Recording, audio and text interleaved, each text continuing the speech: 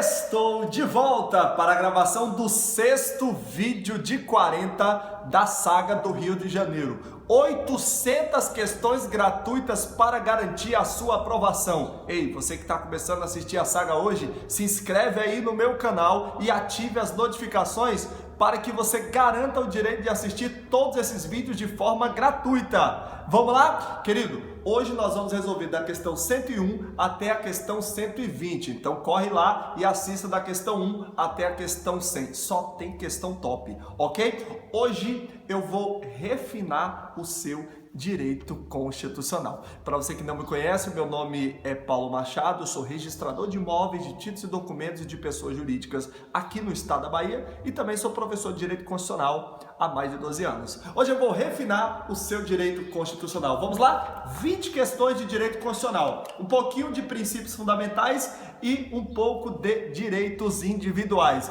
Simbora, queridão! Vamos lá! Acelera e não saia daí antes do final, porque tem dica motivacional. Vamos lá? Querido, olha só. Questão número 101 de 800. Vamos lá?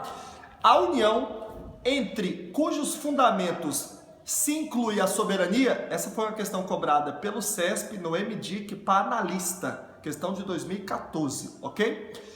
A união entre cujos fundamentos se inclui a soberania é formada pelos estados, pelos municípios e pelo Distrito Federal. Questão falsa. Gente, olha só, por que falsa? A união entre cujos fundamentos se inclui a soberania. Galera, a união não tem soberania. A união, na verdade, só tem autonomia. O que se pode dizer é que a união, como afirmam alguns constitucionalistas, ou boa parte deles, a união, ela exerce soberania que não lhe é própria.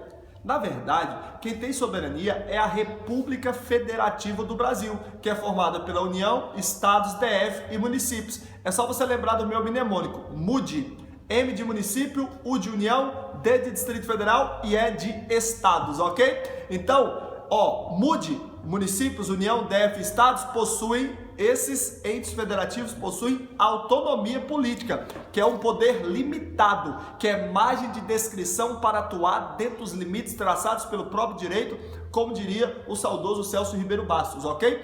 Já a República Federativa do Brasil possui soberania, que é um poder que não encontra limite em nenhum outro, segundo evidencia o próprio Celso Ribeiro Bastos, que eu acabo de citar. Perfeito, querido? Então, a união entre cujos fundamentos inclui a soberania, está errado. É formada pelos estados, municípios e DF, também está errado. Essa definição seria para a República Federativa do Brasil. Estamos falando aqui do artigo 1º, combinado com o artigo 18 da Constituição Federal. Vamos lá? Vem comigo. Questão 102 de 800, a número 2 de hoje. Olha aqui. A República Federativa do Brasil, formada pela união indissolúvel dos estados, municípios e DF, adota a federação como forma de estado. E aí? Essa foi uma questão do CESP, cobrada para administrador, concurso da Polícia Federal. E aí? Eu estou dando uma incrementada nas questões para que nós possamos surpreender o examinador e não sermos surpreendidos. Quem sabe ele aprofunda um pouco o conteúdo, como aconteceu na prova da Consulplan em Minas Gerais. Então vou mesclar texto seco com um pouquinho mais de jurisprudência, e doutrina. Vem comigo, queridão! Questão verdadeira. A República Federativa do Brasil, formada pela união indissolúvel dos estados, acabei de dizer isso para você, pela união indissolúvel dos estados, municípios e Distrito Federal, adota a federação como forma de estado. Cuidado para você não esquecer. Forma de estado brasileira é a federativa. Forma de governo é a republicana. Sistema de governo é o presidencialista. E o regime democrático e o regime político é o democrático. Perfeito? Se ligou no movimento, queridão? Não dá para esquecer mais não? Então, muito cuidado com isso. Perfeito? Muito cuidado com isso. Inclusive para você não esquecer, o mnemônico aí que é a junção do que criou o meu amigo professor Júnior Vieira e eu complementei. Olha só, você vai pensar assim, para você não esquecer, eu tenho fé no Estado. Eu tenho fé no Estado. Porque eu tenho fé no Estado. Galera, fé, você lembrar de federação. Estado, você lembrar que é forma de Estado. Eu tenho fé no Estado, mas vou tacar fogo na República. Fogo na República, ó, fogo, forma de governo republicana. E depois eu sigo o presidente, ó, sistema de governo presidencialista. E depois eu canto um rap democrático. Por que rap democrático? Rap é regime político democrático. Ó, enquanto o seu concorrente sofre para lembrar isso, você lembra sorrindo na hora da prova. Eu tenho fé no Estado. Fé no Estado, forma de Estado é a federação, ok? Eu tenho fé, bastaria falar fé, né? Porque o FE serve para forma de Estado e federação. Eu tenho fé no Estado, mas está com fogo na República. Repete comigo aí. Fogo na República, forma de governo republicano. Tá com fogo na República. E depois eu sigo o presidente, sistema de governo presidencialista. E canto um rap democrático. Canto um rap democrático, se ligou? Regime político é o democrático. E vamos embora para a nossa questão número 103 de 800. Ó, ainda concurso para a Polícia Federal, CESP, o estabelecimento pela Constituição Federal de que todo o poder emana do povo, que o exerce por meio de representantes eleitos ou diretamente. Opa, peraí, essa não é a questão que eu separei não. Vamos lá, aqui ó, 103 está aqui, só para a gente não fugir da ordem aqui. Ó, questão 103. Essa foi do concurso da SUFRAMA para agente administrativo. A Constituição Federal propugna de forma específica a integração econômica, política, social e cultural do Brasil com os povos da América Latina. E aí? A Constituição propõe de forma específica a integração econômica, política, social e cultural do Brasil com os povos da América Latina. Questão verdadeira ou falsa? E aí? Verdadeira, está lá no artigo 4º, parágrafo único. A República Federativa do Brasil buscará a integração econômica, política, social e cultural dos povos da América Latina, buscando a formação de uma comunidade latino-americana de nações. Perfeito? Se ligou no movimento? Então deixa anotadinho aí. Vamos para a questão 104. Questão 104 do desafio dessas 800 questões, número 4 de hoje.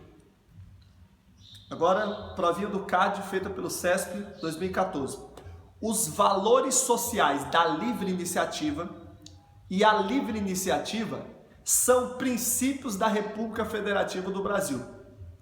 O primeiro, valores sociais, é um fundamento. O segundo, um princípio geral da atividade econômica, a livre iniciativa. Questão verdadeira ou falsa?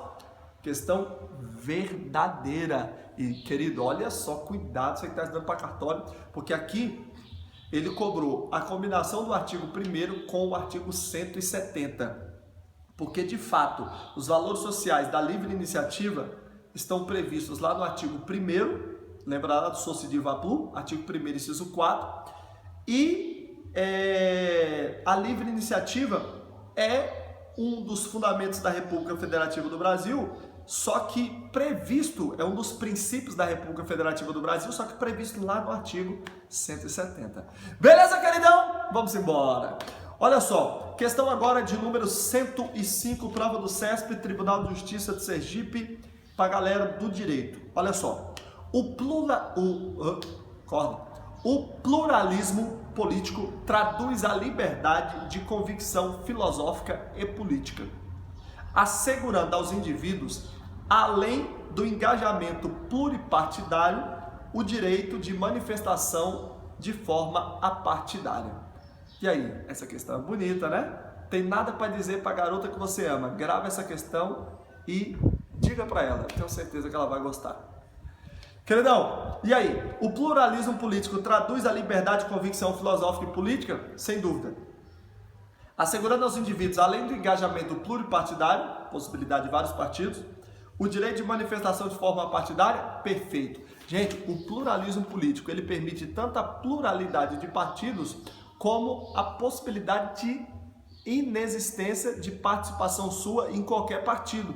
E mesmo assim você se manifestando, que é a manifestação apartidária. Eu particularmente não sou filiado a qualquer partido político, o que não me impede de me manifestar politicamente. Beleza? Então tudo bem. Vamos agora para a questão número 106 de 800. Questão número 6 de hoje. Vamos lá? Agora nós vamos com questões de direitos individuais. Querido, em matéria de direito constitucional, nada foi tão cobrado nessa vida como direitos individuais. Então você tem que ficar ligado para esse tipo de questão. Olha só, questão 106. A prática de racismo constitui crime inafiançável e imprescritível. Me responde aí, do conforto da sua cadeira, fala para mim. A prática do racismo constitui crime inafiançável e imprescritível. Questão verdadeira ou questão falsa? E aí, queridão, fala para mim. Questão verdadeira. E, querido, para você acertar essa questão, que envolve o artigo 5º, incisos 42 a 44, você precisa de um mnemônico que eu criei. Olha só, você vai pensar o seguinte, ó.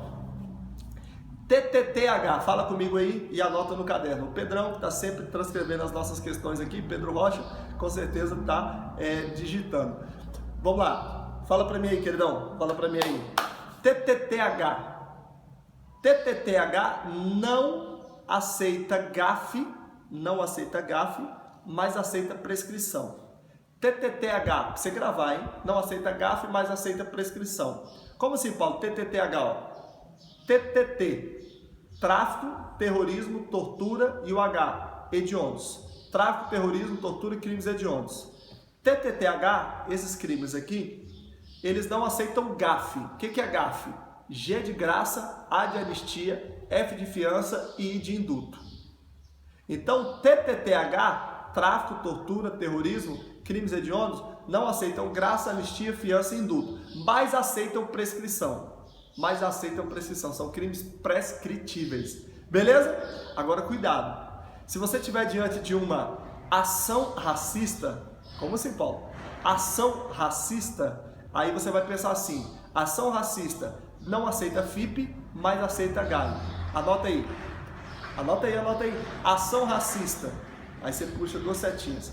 Não aceita FIP, mas aceita GAI. Como assim, Paulo? Ação é para você lembrar de ação de grupos armados, civis ou militares contra a ordem constitucional e o Estado Democrático de Direito. Ok? Racista, para você lembrar de racismo. Ok? Então, ação de grupos armados, que é o golpe de Estado, e o racismo não aceitam fiança e prescrição, mas aceitam GAI, que é graça, anistia e induto. O Paulo quer dizer então que o racismo e a ação de grupos armados aceitam graça, anistia e induto? Perfeitamente. Beleza? Anota esse negócio aí, porque sempre cai e a galera sempre erra. Você não vai errar mais. Beleza? Comenta aqui embaixo. Eu quero que alguém escreva aqui embaixo. TTTH não aceita GAI, mas aceita prescrição. Ação racista não aceita FIP, mas aceita GAI. Beleza? Show? Então vamos embora. TTTH não aceita GAF, mas aceita prescrição. Ação racista não aceita FIP, mas aceita GAI. Anotou? Então vamos embora. Vamos aí, querido, para a nossa questão número 107 de 800, número 7 de hoje. Questão do censo cobrada no MPU 2015. Só a lei pode obrigar a pessoa a fazer ou deixar de fazer alguma coisa. Só a lei pode obrigar a pessoa a fazer ou deixar de fazer alguma coisa. E aí, questão verdadeira ou questão falsa? Questão verdadeiríssima em atendimento ao princípio da legalidade estampado, previsto, esposado lá no artigo 5º, inciso 2 da Constituição Federal. Perfeito? Realmente, só a lei pode obrigar a pessoa a fazer ou deixar de fazer alguma coisa. Tranquilo? Lembrando que lei aqui está tomada em sentido amplo. Qualquer hora dessas eu volto para falar um pouquinho mais sobre o princípio da legalidade. Querido, olha só, vamos agora para a nossa questão 108. Número 8 de hoje, 108 do nosso desafio das 800 questões. Ainda questão do CESP e MPU. As cartas dirigidas ao servidor podem ser livremente abertas pelos órgãos de segurança institucional. Questão verdadeira ou falsa, querido? E aí? As cartas dirigidas ao servidor podem ser livremente abertas pelos órgãos de segurança institucional. é óbvio que está errado, feriria a intimidade, a privacidade do servidor, né, querido? Aqui, o examinador queria pegar aquele cara que estava desacordado, aquele cara que estava sem a atenção devida. Porque, na verdade, alguém poderia ter pensado aqui, as cartas dirigidas ao preso. Gente, realmente, cartas dirigidas ao preso, essas sim podem ser abertas. O Supremo tem entendimento nesse sentido, relativizando a inviolabilidade das correspondências. Agora, em se tratando de servidor público, por que os órgãos de segurança institucional teriam essa liberdade para fazer a abertura das correspondências? Portanto, questão errada. E vamos lá, questão 109 de 800. CESP-MPU. O direito... CESP-MPU... Vamos lá. O direito de petição só se aplica ao judiciário. E aí? O direito de petição, querido, fala para mim. O direito de petição só se aplica ao judiciário? Direito de petição, assim como direito de certidão, esses dois direitos estão previstos no artigo 5º, inciso 34, alíneas A e B. Querido, direito de petição só se aplica ao judiciário. Falso. Direito de petição se aplica ao judiciário, a executivo, e se aplica também ao poder legislativo, a todos os poderes, a toda a administração pública. Perfeito? Se ligou? Então vamos embora. Questão número 110 de 800, vamos lá. Questão 110 está aqui. Olha só que questão interessante. Jurisprudência do Supremo, hein? Caiu no concurso do Tribunal de Contas do DF 2014. Concurso para técnico. É livre o exercício das profissões, podendo a lei exigir inscrição em Conselho de Fiscalização Profissional apenas quando houver potencial lesivo na atividade, o que não ocorre com a profissão de músico, por exemplo. E aí, questão interessante, né? Tem decisão do Supremo nesse sentido de 2011 e outras mais. É livre o exercício das profissões, verdadeiro. Podendo a lei exigir inscrição em Conselho de Fiscalização Profissional apenas quando houver potencial lesivo na atividade, o que não ocorre com a profissão de músico, por exemplo. Questão verdadeira, questão afinada com a jurisprudência do Supremo Tribunal Federal. O Supremo disse que realmente só é necessário exigir inscrição em Conselho de Fiscalização Profissional quando houver potencial lesivo na atividade, e isso não ocorre com a profissão de músico, por exemplo. É lógico que quando a gente encontra pessoas cantando como Pablo da Rocha, né, gente? Aquelas músicas têm potencial lesivo porque elas provocam suicídio, ok? Mas esquece essas aí, porque as outras não têm esse potencial lesivo. Perfeito? Se ligou? Sofrência, né? Queridão, questão 111 de 800, vamos embora. Questão para técnico Tribunal de Contas, CESP.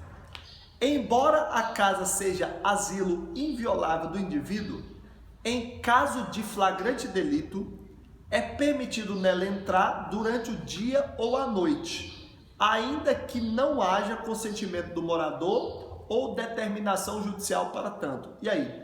Essa questão envolve o artigo 5º, inciso 11 da Carta Magna. Fala para mim. Queridão, e aí? Questão verdadeira. Olha só, embora a casa seja asilo inviolável do indivíduo, perfeito. Em caso de flagrante delito, é permitido nela entrar durante o dia ou a noite, ainda que não haja consentimento do morador ou determinação judicial para tanto. Perfeito. Querido, existem 4 situações onde eu posso entrar na sua casa. Existem 4 situações em que eu posso entrar na sua casa a qualquer hora do dia ou da noite.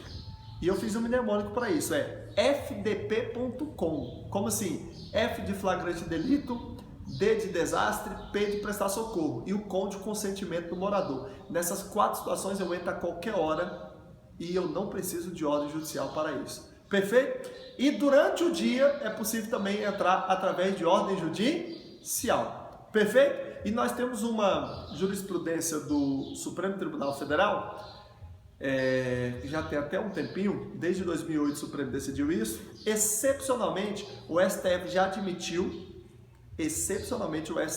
admitiu o cumprimento de ordem judicial durante a noite, sem que houvesse consentimento do morador, para fins de instalação de escutas telefônicas para fins de instalação de escutas ambientais no escritório de advocacia. É só você lembrar aí do caso Virgílio Medina, ou colocar no Google aí, Paulo Medina, ministro do STJ, advogado, bingos, loteria, só se lembrar disso que você vai lembrar qual foi o caso específico, ok?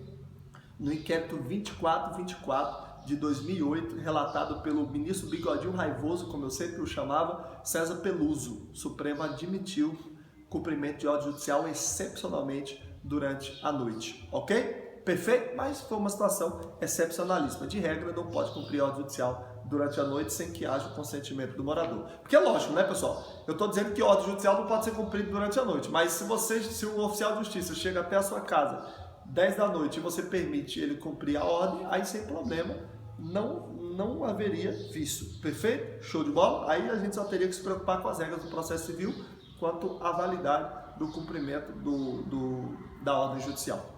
Queridão, vamos embora. Vamos agora para a questão número 112 de 800. Prova para consultor do Tribunal de Contas.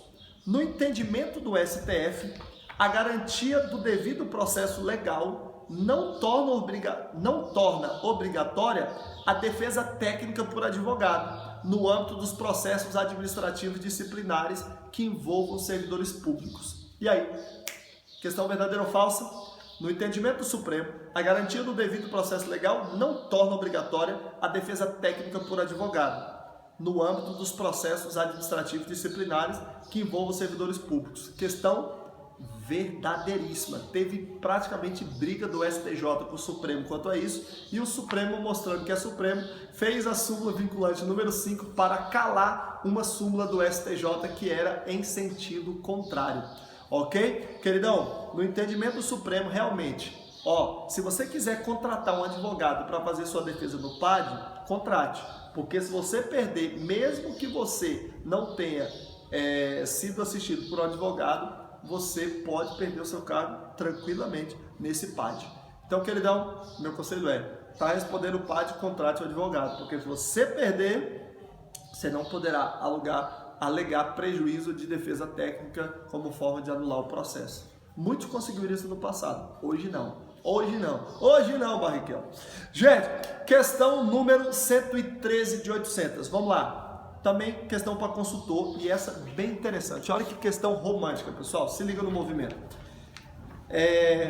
O Tribunal de Contas do DF, no exercício do controle externo, não pode determinar a suspensão de benefícios garantidos por decisão judicial transitada em julgado, ainda que o direito reconhecido pelo judiciário esteja em desconformidade com jurisprudência dominante do Supremo.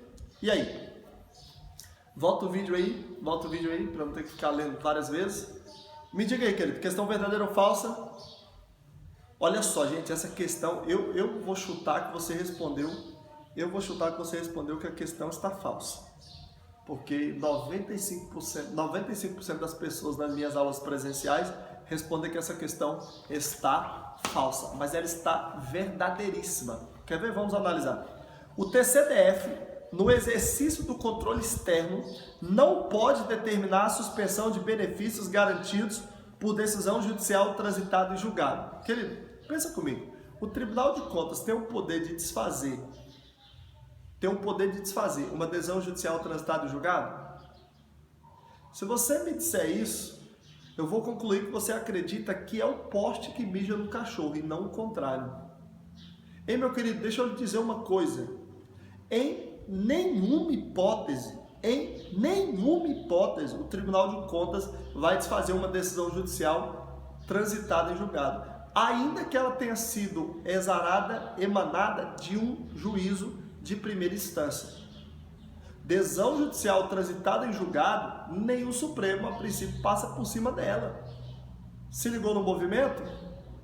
Eu tenho certeza que você ficou seduzido pela parte final da questão, que diz assim: ainda que o direito reconhecido pelo judiciário esteja em desconformidade com a jurisprudência dominante do Supremo. Ei, não interessa se o juiz aqui na Bahia decidiu de forma contrária ao Supremo. Mesmo que o juiz de primeira instância na Bahia tenha decidido de forma contrária ao que diz o Supremo, se a adesão dele está transitada em julgado, o Tribunal de Contas não tem o poder de desfazer essa decisão. Se ligou? Portanto, a questão ficou verdadeira. Vamos embora. Questão número 114 de 800. Vamos lá. Prova para consultor. O Tribunal de Contas do DF possui competência constitucional para determinar diretamente a quebra dos sigilos bancário e fiscal, desde que tal medida esteja relacionada ao controle externo. O que você me diz aí do outro lado? Fala para mim. O TCDF possui competência constitucional para determinar diretamente a quebra dos sigilos bancário e fiscal, desde que tal medida esteja relacionada ao controle externo? Gente, de jeito nenhum, questão falsa. Tribunal de Contas não tem competência para quebrar sigilo bancário, não tem competência para quebrar sigilo fiscal. Quem é que tem competência então, Paulo, para quebrar sigilo bancário, sigilo fiscal? Como é que fica essa situação? Gente, quem tem essa competência, sem qualquer discussão, é o Poder Judiciário, em qualquer instância, Poder Judiciário e a CPI. Sem qualquer discussão são esses, Poder Judiciário e Comissão Parlamentar de Inquérito. Perfeito? E o Supremo Tribunal Federal, no ano passado, reconheceu a possibilidade da Receita Federal proceder na quebra dos sigilos bancário e fiscal. Agora, nós temos algumas peculiaridades quanto a essa possibilidade ser levada a efeito pela Receita Federal. Nós temos algumas peculiaridades que em outro momento, ainda essa semana eu volto para falar sobre essa possibilidade da Receita quebrar sigilos bancário e fiscal. Você vai perceber que eu estou falando assim, quebrar sigilos bancário e fiscal, mas no fundo, quando você analisa a decisão do Supremo, nesse caso que todo mundo saiu dizendo que o Supremo disse que ela tem poder para quebrar sigilos bancário e fiscal, quando você vai analisar a jurisprudência com cuidado, você vai perceber que a Receita Federal, não tem esse poder todo não, de quebrar sigilos bancário e fiscal. Eu vou deixar no suspense, eu vou fazer um vídeo só sobre isso, tá? Eu vou fazer um vídeo ainda essa semana só sobre isso.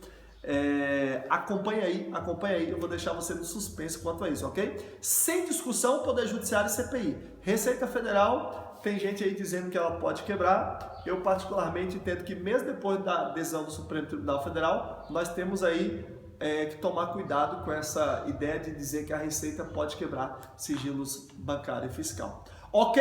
Se ligou no movimento, queridão? Essa vai ficar no suspense. Não perca. Ainda essa semana vou comentar sobre isso.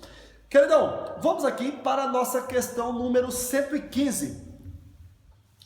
Olha só, questão cobrada pelo CESP MDIC 2014. Terá legitimidade para impetrar mandato de segurança coletivo o partido político que tenha, no mínimo, um representante na Câmara dos Deputados e um no Senado Federal. E aí, questão verdadeira ou falsa? Terá legitimidade para impetrar mandato de segurança coletivo o partido político que tenha, no mínimo, um representante na Câmara e um no Senado. Ei, você lembra de quem são as pessoas que podem ajuizar MS coletivo, mandato de segurança coletivo? É só você lembrar da pioa ou do peão. É melhor lembrar da pioa, fala a verdade. É só você lembrar da pioa. P, para você lembrar de partido político com representação no Congresso. O E, para você lembrar de entidade de classe, perfeito? O O, para você lembrar de organização sindical. E o A, para você lembrar de associação legalmente constituída e em funcionamento há pelo menos um ano, ok? PIOA. Gente, partido político com representação no Congresso Nacional pode. Agora, essa representação se satisfaz com a presença de um parlamentar na Câmara, mais um no Senado, ou basta um em qualquer das casas? Galera, já disse o Supremo que basta um, seja na Câmara, seja no Senado Federal. Beleza? Tá anotadinho aí? Então vamos comigo. Vem comigo, queridão. Questão 116. A Constituição Federal prevê o direito de greve na iniciativa privada. Tá aí, verdadeiro. e determina que cabe à lei definir os serviços ou atividades essenciais e dispor sobre o atendimento das necessidades inadiáveis da comunidade. E aí? A Constituição faz a previsão da greve da iniciativa privada e diz que a lei que vai definir os serviços ou atividades essenciais e dispor sobre o atendimento das necessidades inadiáveis da comunidade. E aí? Questão verdadeira. Gente, isso aqui é tranquilo. Artigo 9º, abre aí o artigo 9º da Constituição Federal e você vai perceber que essa questão é texto seco, ok? Deixa anotadinho aí porque essa é tranquilo. Cuidado para você não confundir esse artigo 9º, onde a Constituição consagrou o direito à greve da iniciativa privada, cuidado para você não confundir isso aqui com o artigo 37, ok? Porque lá no artigo 37, a Constituição falou sobre a greve dos servidores. A greve dos servidores, ela estava condicionada à edição de uma norma regulamentadora. Sempre ficou condicionada, num primeiro momento, a lei complementar, depois a lei ordinária. Portanto, a greve dos servidores públicos sempre esteve numa norma constitucional de eficácia limitada, diferentemente do que nós vimos aqui no artigo 9º. O seletista, para ser mais exato, ele sempre pôde fazer greve, nunca dependeu de lei. Os servidores públicos sempre dependeram de lei. Aí você sabe que a lei não existe até hoje, regulamentando o artigo 37, inciso 7 da Constituição Federal. Porém, mesmo na ausência da regulamentação, o Supremo resolveu a parada através do mandado de injunção número 721. Hoje, os servidores públicos podem fazer greve com muitas ressalvas, né? Inclusive temos jurisprudência recente do Supremo dizendo que o pessoal da segurança pública, os policiais, não podem fazer greve. Meu amigo, policial, agora não só os militares, mas também policial civil não pode fazer greve. Decisão recentíssima do Supremo, se liga. Queridão, vamos lá para a nossa questão 117 de 800. O terrorismo, o racismo, a tortura e o tráfico ilícito de entorpecentes são crimes hediondos, inafiançáveis e insuscetíveis de graça ou anistia. E aí, questão? Só lembrar da outra, né? Questão falsa. Gente, terrorismo, ele misturou tudo, né? Terrorismo, o racismo, a tortura e o tráfico são crimes hediondos. De jeito nenhum. Nenhum aqui é crime hediondo, nenhum. Na verdade, terrorismo, tortura e tráfico são crimes equiparados aos hediondos. Equiparados, mas não são hediondos. Racismo não está equiparado a hediondo. E além disso, ele misturou, né? Ele falou aqui que são hediondos, que são inafiançáveis e insuscetíveis de graça ou anistia. Ora, inafiançáveis e insuscetíveis de graça e anistia, terrorismo, tortura e tráfico. Já o racismo, você sabe, é inafiançável, mas aceita graça e anistia porque ele aceita GAI. E vamos embora. Questão 118, cobrada pelo CESP, concurso da SUFRAMA. O direito à vida, assim como todos os demais direitos fundamentais, é protegido pela Constituição Federal de forma não absoluta. Questão verdadeira ou falsa? E aí? Questão verdadeira. Essa é tranquila, né, pessoal? Os direitos fundamentais possuem como característica a relatividade.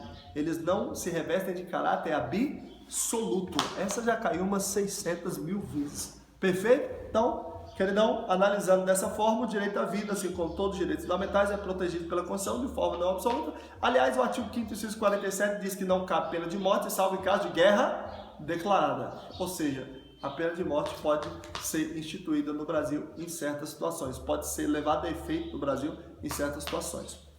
Querido, 119 agora. Concurso do CESP, SUFRAMA.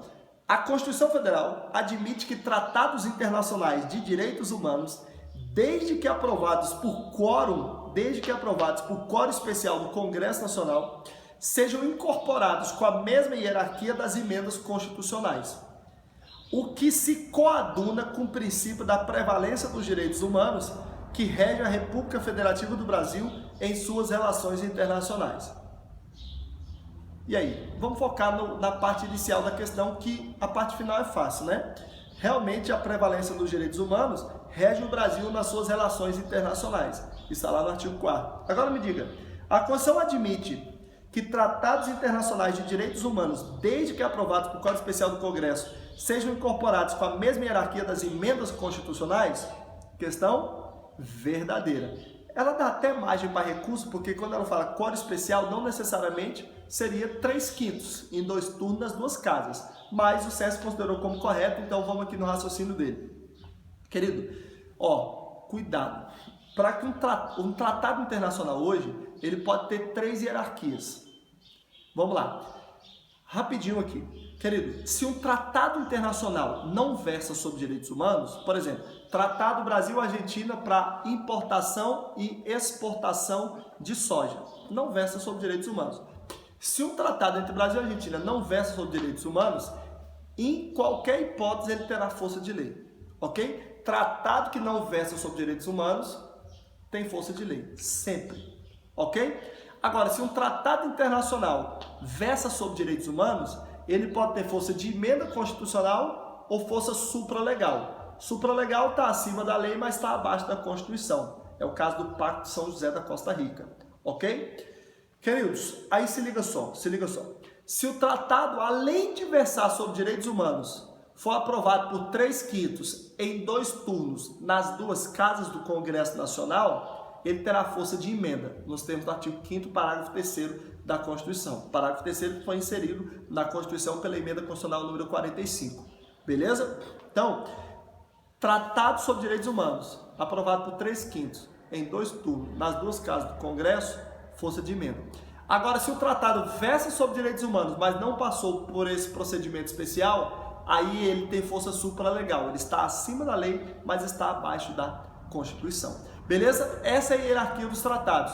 Sem direitos humanos, força de lei. Com direitos humanos, 3/5, 2 turnos nas 2 casas, força de emenda. Se não passou por esse procedimento especial, mas foi aprovado, aí força supralegal. Ok? Se ligou no movimento? Exemplo de tratado supralegal, Pacto de São José da Costa Rica. Exemplo de tratado ou convenção internacional que tem a força de emenda constitucional. Bom, a primeira que nós tivemos foi aquela convenção da qual o Brasil fez parte sobre as pessoas com deficiência, ok? Se eu não me engano, assinado em Nova York. Vamos lá, queridão? Então, para nós fecharmos agora, questão 120, porque a nossa questão 119 ficou correta. Querido, questão 120. O mandado de injunção é impróprio para pleitear em juízo direito individual líquido e certo decorrente de norma constitucional auto-aplicável. Essa dá para você falar para a gatinha também. Querido, olha aí. O mandado de injunção é impróprio para pleitear em juízo direito individual líquido e certo decorrente de norma constitucional auto-aplicável. E aí? Questão verdadeira ou falsa? Fala para mim. Questão verdadeira. Querido, pensa comigo. Nós estamos falando de mandado de injunção. E ele está dizendo que o mandado de injunção ele é impróprio, ou seja, não serve para você pleitear na justiça um direito individual líquido e certo decorrente de uma norma constitucional auto-aplicável. Ora bolas. Querido, se o direito é individual líquido e certo e se ele está numa norma constitucional auto-aplicável, é lógico que não cabe mandado de injunção, porque cabe mandado de segurança. Querido, se é direito líquido e certo e está numa norma auto-aplicável, não cabe mandado de injunção. O mandado de injunção, ele serve para combater, como diria Alexandre de Moraes, hoje ministro do Supremo, ele serve para combater a síndrome de inefetividade das normas constitucionais de eficácia limitada. Gravou aí? Essa eu falei para o meu examinador lá na prova oral do Pará. Querido, é para isso que serve o mandado de injunção. O mandado de injunção serve sempre contra normas constitucionais que não sejam auto-aplicáveis. Ele só combate normas constitucionais que sejam de eficácia limitada. Portanto, questão verdadeira. Perfeito, queridão? Anotou aí? Então, é isso aí, queridão. Guarda esse negócio aí, porque amanhã a gente volta para questões 121 até a questão 140, ok? Mas não sai daí sem comentar aqui embaixo, sem deixar o seu curtir, sem se inscrever no nosso canal. E vamos nós, né, querido? Vamos nós para a nossa super dica motivacional. Querido, deixa eu dizer uma coisa para você. deixa eu dizer uma coisa para você. A dica que eu tenho hoje é action, action, action. Ação, ação e ação. Existe um livro que eu gosto bastante, que é O Poder da Ação, do maior coach do Brasil, que é o Paulo Vieira. E ele fala sobre o poder da ação. Querido, o que eu mais vejo hoje são pessoas, inclusive nesse concurso de cartório, são pessoas que falam e fazem pouco. Falam e fazem pouco. Meu irmão, se você quer realizar na sua vida, você precisa agir. E para você agir, lembre-se, feito é melhor que perfeito e progresso é melhor do que perfeição. Muitas pessoas usam o perfeccionismo como desculpa para não realizarem porcaria nenhuma nessa vida. Por isso eu quero desejar para você hoje menos conversa e mais ação. Queridão, deixa eu dizer, o perfeccionismo junto com a covardia são os dois principais agentes que levam suas ideias para o cemitério. Se você não quer que as suas ideias que sempre afloram, que os seus insights que sempre afloram tenham o destino do cemitério, você precisa agir. E para agir, querido, vamos lembrar da frase que eu já disse nessa saga aqui. O segredo do sucesso é começar antes de estar pronto, como diz Gabriel Goff. Queridão, se você for analisar a vida dos grandes realizadores, você vai perceber que eles sempre começaram antes de estarem prontos. Então, o segredo para realizar é agir. Action. Muitas pessoas me dizem, Paulo, me perguntam, o que é preciso para passar no concurso de cartório? Aí eu digo, a primeira coisa é fazer a inscrição. Não, Paulo, mas eu não fiz nem ainda, eu não li nem o edital, eu não sei nem o que vai cair. E daí, querido? Só passa quem está lá. Só passa quem está lá. Tem prova que é muito difícil, tem prova que é menos difícil, mas você precisa estar lá. Se você não estiver lá, se você não estiver agindo, querido, eu vou te falar um segredo. Ação cura medo, tá? Ação cura medo. E quando você ficar parado, você ficará assombrado pelos seus fantasmas. Haja, simplesmente haja. Ande, querido. Não ande só por vista. Ande por fé e você vai ver como é que é. Beleza? Beijo no coração, tamo junto. Até amanhã em mais um vídeo da saga essa aqui é a saga do Rio de Janeiro. Mas, querido, se liga. No mesmo momento que eu tô gravando essa saga, eu tô gravando outra, que é a saga da segunda fase. 180 vídeos gratuitos para a segunda fase de concurso para cartório. Então, não sai do nosso canal. Beijo no coração, tamo junto. Vamos!